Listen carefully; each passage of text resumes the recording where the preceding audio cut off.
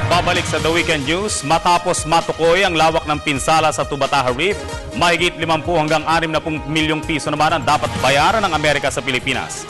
Yan ang balitang hatid ni Dennis Cortez. Matapos maialis ang sumadsad na USS Guardian sa bahura ng Tubataha, masusing tinignan ng iba't ibang ahensya ng pamahalaan kabilang ng Philippine Coast Guard ang lawak ng pinsala sa bahura. Batay sa pagsusukat ng Philippine at US Navy, lumalabas na mahigit 2,000 square meters lang ang napinsalang bahagi ng Tubataha Reef.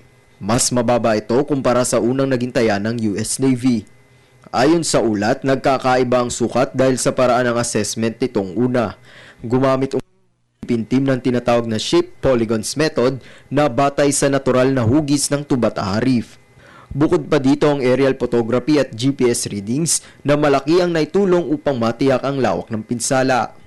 Dahil dito, naglalaro naman sa 50 hanggang 60 milyong piso ang dapat bayaran ng Amerika dahil sa sumadsad na minesweeper. Ito batay na rin sa nakasaad sa Republic Act 10067 na nagbibigay proteksyon sa tinaguriang UNESCO World Heritage Site. Samantala, una nang tinanggal sa pwesto ng US Navy ang commanding officer nito at ang 3 crew ng USS Guardian dahil sa nasabing insidente. Matapos namang matukoy ang lawak ng pinsala, nakikitaan na rin umano ng pagbuti o pagtubo ang ilang coral reefs. Para sa Telebisyon ng Bayan, Dennis Cortez.